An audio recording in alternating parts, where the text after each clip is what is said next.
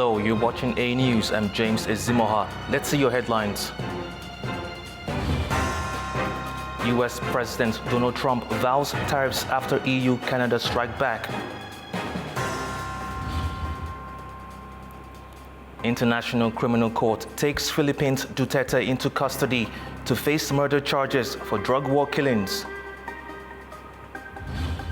Global Baku Forum starts in Azerbaijan today, gathering global leaders, including current and former heads of state.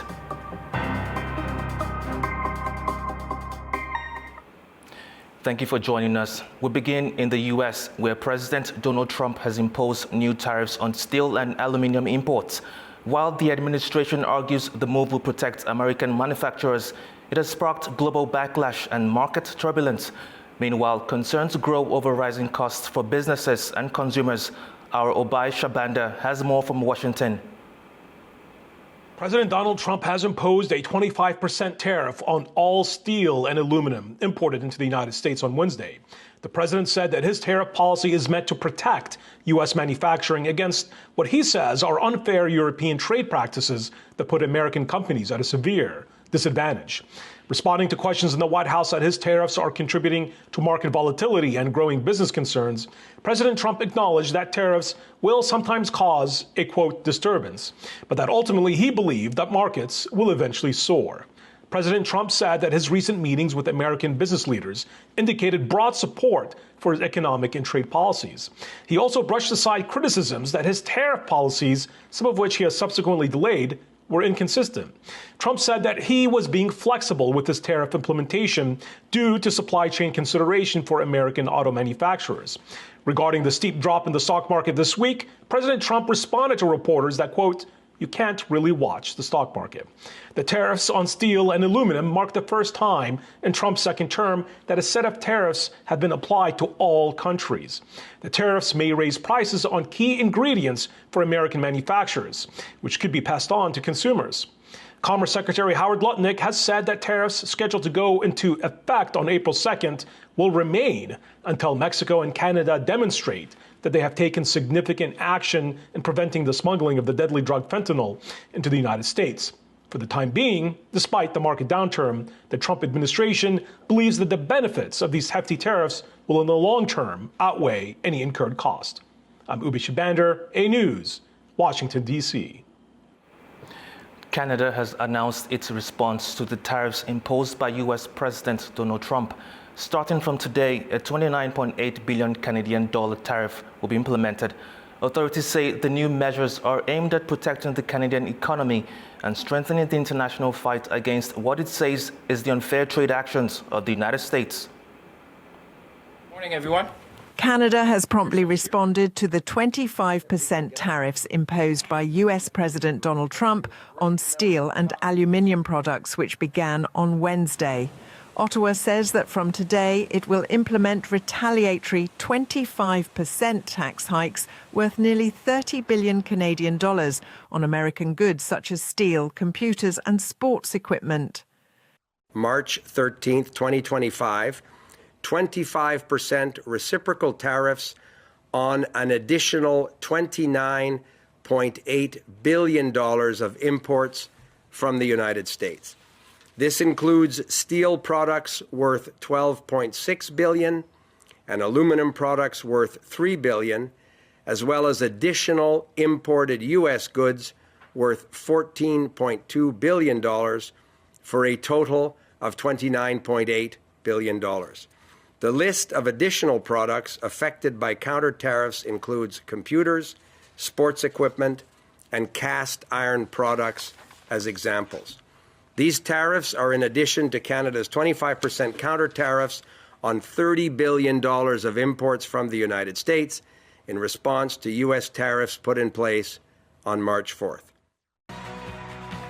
The tension in the trade dispute has increased as Prime Minister Justin Trudeau prepares to hand over power to the newly elected leader, Mark Carney, later this week. We didn't ask for this fight. The only constant in this unjustified and unjustifiable trade war seems to be President Trump's talks of annexing our country through economic coercion. Yesterday, He called our border a fictional line and repeated his disrespectful 51st state rhetoric. Well, Canadians have made it very clear that we will not back down and we will not give in to this coercion. Canada has strongly criticised the tariffs imposed by the US and declared that the fight against such unfair trade measures will be strengthened on an international level. However, Trump defends his tariff hikes, which have sparked unrest around the world. US President Donald Trump has blasted the European Union for unfair trade practices, pledging to impose reciprocal tariffs on European goods. His remarks come amid growing tensions following the enforcement of new tariffs on steel and aluminium imports. US President Donald Trump sharply criticised the European Union during a meeting with Irish Prime Minister Michael Martin in the Oval Office. He accuses the EU of unfair trade practices and mistreating America for years. Trump declared plans to impose reciprocal tariffs, meaning any tariffs the EU imposes on, the US will be matched by similar charges on European goods. And as you know, we're going to be doing reciprocal tariffs. So whatever they charge us, we're charging them. Nobody can complain about that. Whatever it is, it doesn't even matter what it is. If they charge us 25 or 20% or 10% or 2% or 200%, then that's what we're charging them. The remarks came after Trump enforced tariffs on steel and aluminium imports, which prompted retaliation from the EU. Trump expressed his desire to rebuild US manufacturing. We're going to know very soon. I'll always have flexibility, but there will be very little flexibility once we start. April 2nd is going to be a very big day for the United States of America. The United States of America is going to take back a lot of what was stolen from it by other countries and by, frankly, incompetent U.S. leadership. Yeah. The American president also blamed previous US leadership for allowing Ireland to attract US pharmaceutical companies through tax policies. We can, but I hope it's a two-way. Prime Minister Martin noted Ireland's investments in the US, such as aircraft purchases from Boeing. However, Trump remained focused on leveling the trade playing field, citing the absence of American cars in Europe as another example. As the United Nations marks its 80th anniversary, Secretary General Antonio Guterres is pushing for cost-cutting measures to tackle growing financial crisis. He says this is not about politics, but about keeping the UN running efficiently. The United Nations is seeking ways to improve efficiency and cut costs as it turns 80 this year amid a cash crisis. With the UN facing a 7th consecutive year of financial strain, Secretary General Antonio Guterres is setting up a task force to streamline operations and ensure resources are used effectively. He made it clear that this initiative is not linked to US President Donald Trump's government efficiency efforts, but is part of an ongoing process within the UN.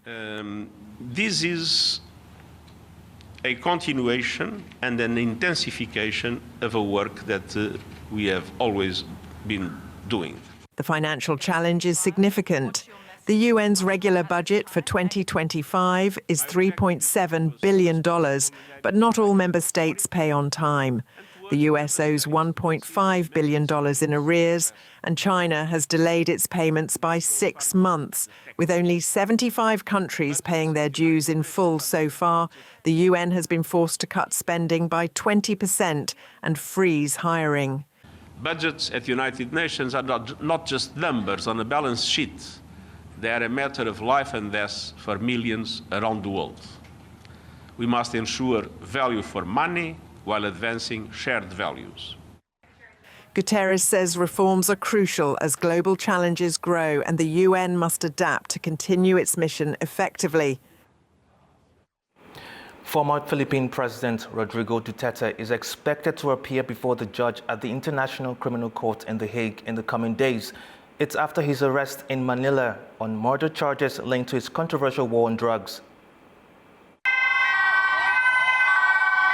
The former Philippines President Rodrigo Duterte was taken into custody by the International Criminal Court in The Hague on Wednesday. It's after his arrest in Manila on murder charges linked to his war on drugs, in which thousands of purported dealers and users were killed. The 79-year-old was arrested for charges of murder as a crime against humanity. He is expected to make an initial court appearance before an ICC judge in the Netherlands in the coming days.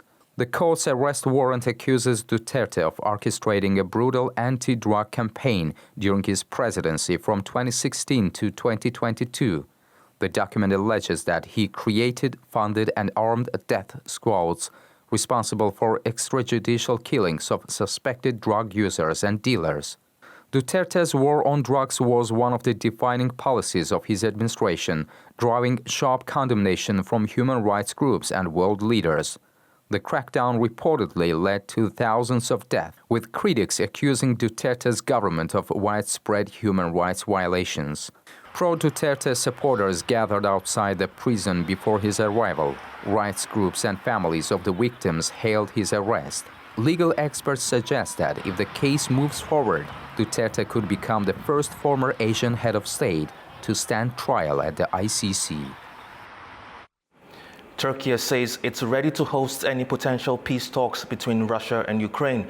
President Recep Tayyip Erdogan spoke at a joint press conference with Polish Prime Minister Donald Tusk in Ankara, saying he has consistently called for a just peace.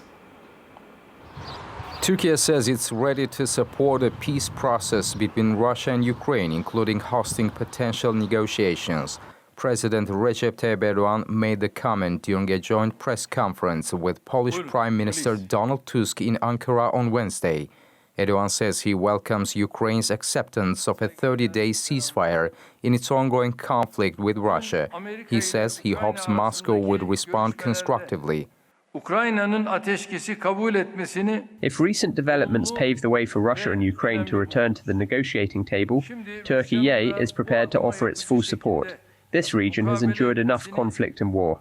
We desire peace and are determined to work towards that goal.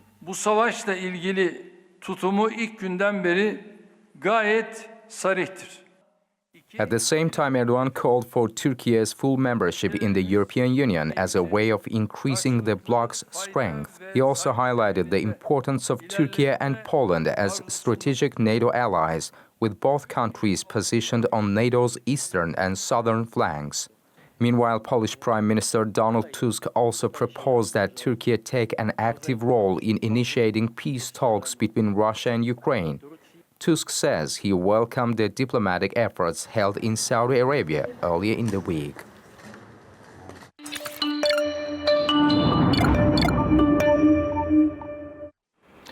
World leaders, including current and former heads of state, have gathered in Azerbaijan for the Global Baku Forum. With over 400 guests in attendance, the event serves as a platform to address some of the most pressing global challenges. Our Guy Shone reports from the venue. Well, a very good afternoon from the Global Baku Forum. I'm here at Gulistan Palace, where just a few hours ago, President Aliyev of Azerbaijan gave the opening address, marking the official start of the event. 400 distinguished political figures, including at least 50 current and former presidents and prime ministers, are all here in Baku for discussions covering some of the most pressing issues on the planet, including multilateral diplomacy in a multipolar world, the future of the UN Charter, post-conflict reconstruction, and the critical role that so-called middle powers can play in shaping the new world order. While President Aliyev welcomed distinguished delegates and guests this morning in the opening session, he spoke of the success of COP29, the legacy of the Baku breakthrough, highlighting the importance of green energy to the country. And more widely, he spoke of the importance of Azerbaijan's commitment and responsibility to support its neighbors in Europe with energy security.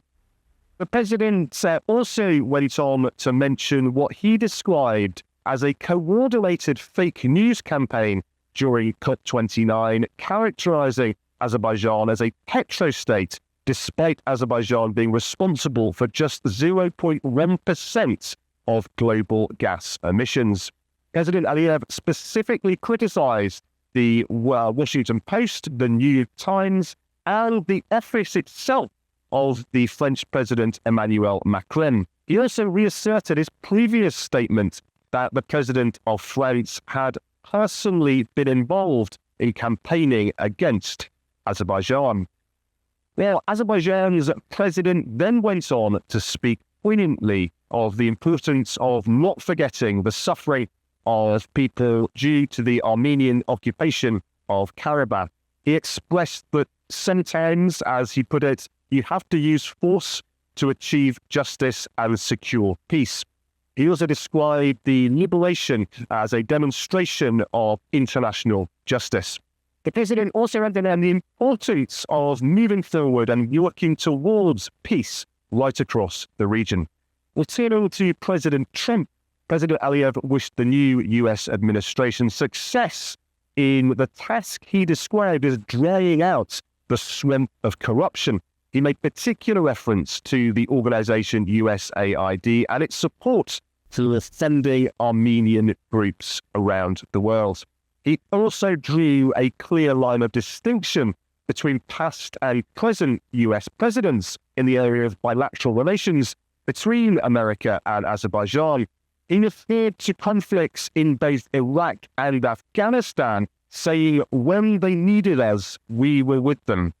But then it made the point that the imposition of sanctions by the US afterwards had badly damaged the relationship. President Aliyev spoke hopefully, though, of the opportunity to rebuild a positive relationship with the new President Trump administration. Now, we also heard today from other distinguished speakers, including the President of Albania, Bayram Begay. President Begay praised the friendly relationship between the two countries and commended the organizers, the NGIC, for bringing different perspectives together and advancing the cause of peace and global stability. He went on to champion the power of cooperation and dialogue to achieve global security and stability around the world. The chairwoman of the President of Bosnia and Herzegovina, Shelka Cijanovic, also spoke powerfully against prevailing attitudes of colonialism. She said, when discussing democracy and the new world, Bosnia and Herzegovina is seen as a colony and the only colony. She went on to explain that it's not the European Union or the United States as country, but the country of three nations. She said, we can resolve our own problems and develop through mutual dialogue. Well, the chairwoman also praised the Global Baku Forum by saying this forum serves as a platform for us to voice our challenges. Well, let's now take a look ahead at the themes, topics, and discussions that are going to be coming up for these leaders to really get their teeth into both this evening and over the next few days. Well, as expected, COP29 is on the agenda, but this is very much a forward-looking discussion in the Baku breakthrough, with teams from both Azerbaijan and Brazil examining how to maintain momentum and accelerate this implementation of the climate finance commitments in the lead up to COP30 in Belém. Well, the future of Europe will also be a hot topic for discussion. What role can countries outside the EU play when it comes to tackling stagnating economic growth in the Eurozone, fostering energy security? Plus, how can Europe effectively manage this rethink on defence spending promoted by a dramatic shift in foreign policy from US President Donald Trump? And seasoned world leaders and diplomats are the only voices being heard here at the forum. One of the most anticipated sessions will be a panel called Let the Youth Speak, We Listen, a session specifically dedicated to amplifying the perspectives of younger people. So, and next on the agenda, a diverse and distinguished delegation with a great deal to discuss. So much interesting content for us to get stuck into. And A-News will be with you, keeping you updated at every stage here at the Global Baku Forum. As global transaction-based approaches gain popularity, the changing role of the European Union in this evolving landscape is becoming increasingly significant. On the sidelines of the Global Baku Forum, a former European Council President, Charles Michel, shares insights in an exclusive interview to A News on the EU's economic, security and strategic partnership views. He emphasized the growing importance of regional organizations in conflict prevention, economic development and global influence. Your Excellency, a more transactional approach is becoming growingly popular among the countries across the globe. What role do you see for the EU on this backdrop? I think that the EU has an important role to play because the EU has to develop its economy. It's also to develop its capabilities in the field of security and defense to have more influence, more positive influence. But I think that what is important on the EU side is to build good and strategic partnerships. This is what we need to develop in the future. And when I was in charge as President of the European Council, I tried to do my best to connect the European Union on other parts of the world. I've also the impression that in the future, regional organizations will have a more prominent role to play. Because on the one hand, those regional organizations, they can help for more convergence, also help to play a more active role to prevent conflicts and to solve conflicts and to provide solutions. On the one hand, they can also help in the field of prosperity, economic development, shared investments. And I think that in the future, for a more efficient multilateralism, for the benefit of a multipolar world, we need more effective regional organizations. Still on the sideline of the Global Baku Forum, former Georgian President Georgi Margvelashvili shared his insights on the shifting balance of power in the South Caucasus and what to expect in the coming months. Your Excellency, with the global situation becoming more and more complicated, what is at stake for the South Caucasus? Well, first of all, let me just state that we are once again in Baku. We are excited to be here. Once again, this is one of the most well-organized and managed forums. And I guess your question is something that we would be more educated to answer in a couple of days, because exactly those issues are something that we are going to decide and talk and elaborate about in the days to come. But let me tell you, yeah, of course, now the top priority for the world politics, it is U.S., Russia, Ukraine process and negotiations, and we will see how this will evolve in the months and weeks to come. But the decisions that will be taken there, of course, they will influence the balance of powers in this region and the relationships which we have in the Caucasus. I would say that the most secure country in the Caucasus at this point is Azerbaijan, because they have their clear policy and they have their clear allies. But much more has to be discussed and seen about Georgian, Russian and Armenian-Russian relationships. We will, unfortunately, I cannot give you the answer. The process is basically very ominous. We'll see how it will develop. But approach me in a couple of days, and I hope that through these discussions I'll be able to answer you more. As the world navigates complex geopolitical shifts, some argue that today's challenges mirror those of the late 1980s and early 1990s. But former Romanian Prime Minister Petre Roman sees key differences. Speaking to A News at the Global Baku Forum, he reflects on the end of the Cold War and the rise of nationalism today, sharing his perspective on global transformations and the resurgence of national identity. Your Excellency, on the current political backdrop around the world, some argue that the times we're living now are similar to what we had in the end of 80s and beginning of 90s. Do you think that's true? What are the similarities there, and what are the differences? No, there are, I would say, large differences. I was myself living in those times. It was a time of deep revolution, of deep change. You know.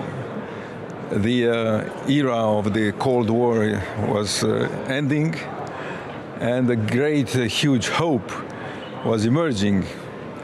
All the peoples which were formerly under the Soviet domination. Now all of them thought the freedom finally arrived. There were great expectations. But now the post-Cold War era, which was, as I said, a period of great expectations and hope, and now this era is also coming to an end. What we see is resurgence of very nationalistic views, because the feeling that even I would say the global politics leaning towards let's say maximalizing the globalism approach was disregarding a very deep, profound fact, the mental of the people, the fact that people belong to something, and namely they belong to their country. And now we see that many people are embracing, democratically or not, are embracing a new feeling, a new emotion, a new, I would say, even pulse, pressure to regain their identity. Armenia is making major moves to strengthen its military, ramping up arms purchases from India and France. A new report by the Stockholm International Peace Research Institute highlights India's growing role in global arms trade, with Armenia among its top buyers. Here's more on the story. Armenia has significantly ramped up its military procurement, spending billions on advanced weaponry from India and France. According to a new report by the Stockholm International Peace Research Institute, SIPRI, India's share of global arms imports fell to 8.3% in 2020-24, yet it remains a key player in the global arms trade. At the same time, India has strengthened its defense exports, with the top three buyers in 2023 to 2024 being the United States, France, and Armenia. In the fall of last year, reports emerged that India had begun delivering its first batch of Akash surface-to-air missile systems to Armenia. According to the New Indian Express, citing Bharat Electronics Limited, Armenia became the first foreign country to purchase the Akash missile system. The deal, signed in 2022, includes 15 Akash missile systems, valued at approximately $710 million. The Akash system is designed to target fighter jets, cruise missiles, air-to-ground missiles, drones, and other aerial threats within a range of up to 25 kilometers. Meanwhile, France has also stepped up arms deliveries to Armenia, supplying Caesar 155mm self-propelled artillery systems, anti-tank missile systems, and air-to-air missiles. Armenia's military has received dozens of R-511 and R-530 missiles, 30 Erix anti-tank missiles, German-made DM-32 grenade launchers, and Panzerfaust 3 anti-tank systems.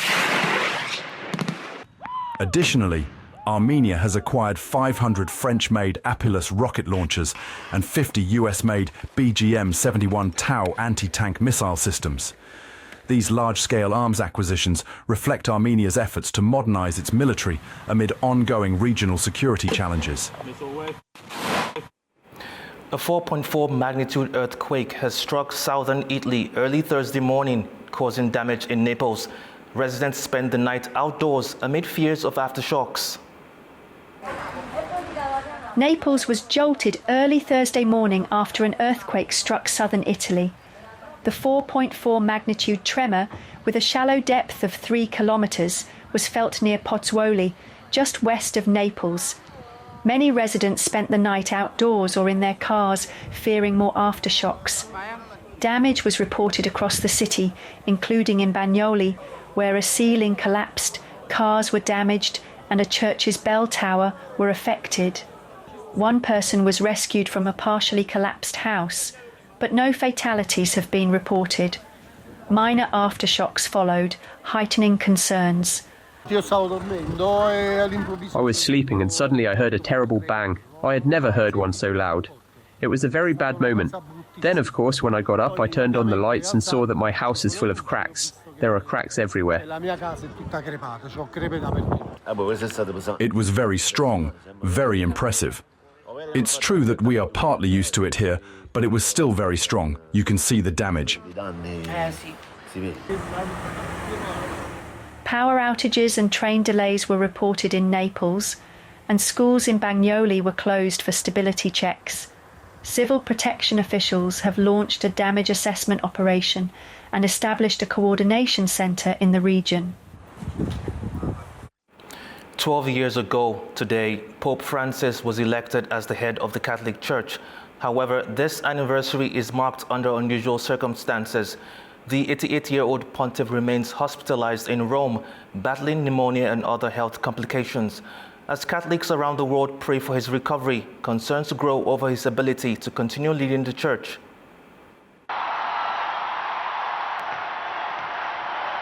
Catholics worldwide are marking Pope Francis's 12th anniversary as pontiff with prayers for his health. The Pope was elected on March 13, 2013, following 5 ballots in a papal conclave.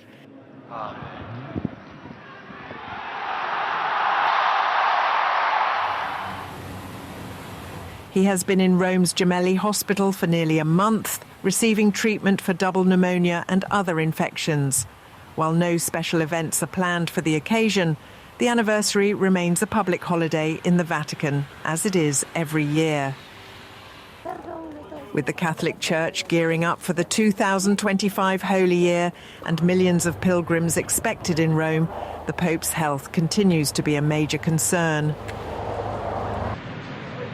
Earlier this month, an audio recording of Pope Francis speaking in Spanish was played in St. Peter's Square, where he thanked the faithful for their prayers.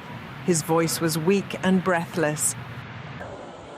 Las oraciones que hacen por mi salud desde la plaza. Los acompaño acá.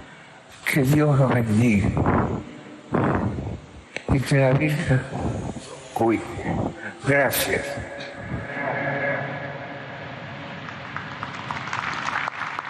Experts warn that his chronic conditions could slow him down, potentially reshaping the remainder of his pontificate.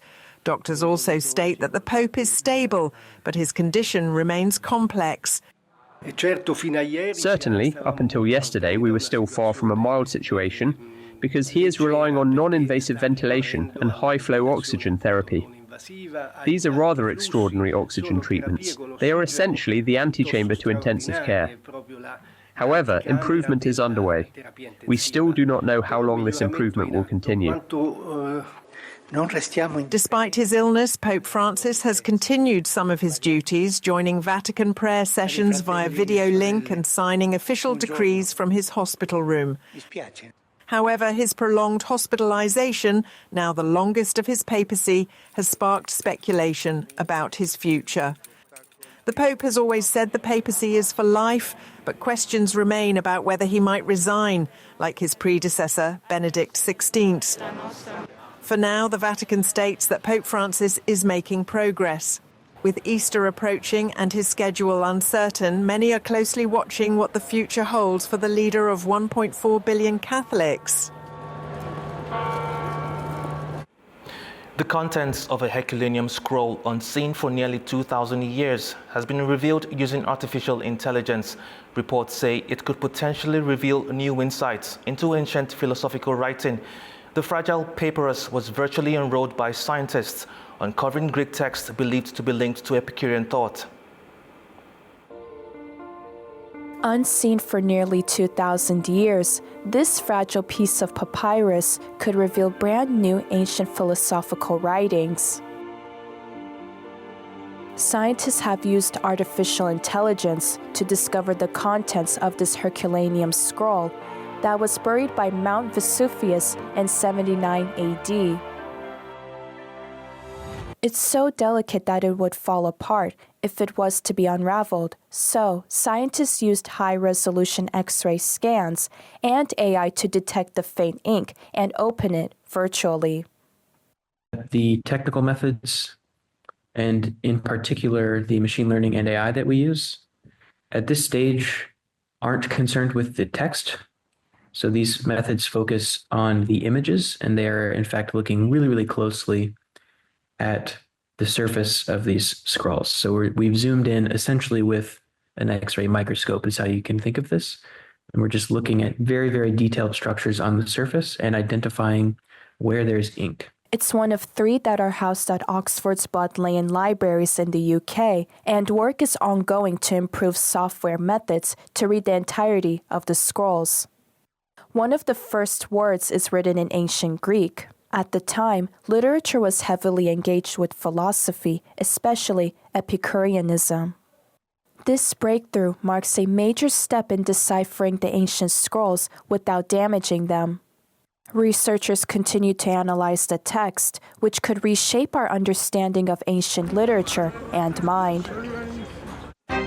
Well, that's all we have for now. Thank you for watching and stay tuned to A News.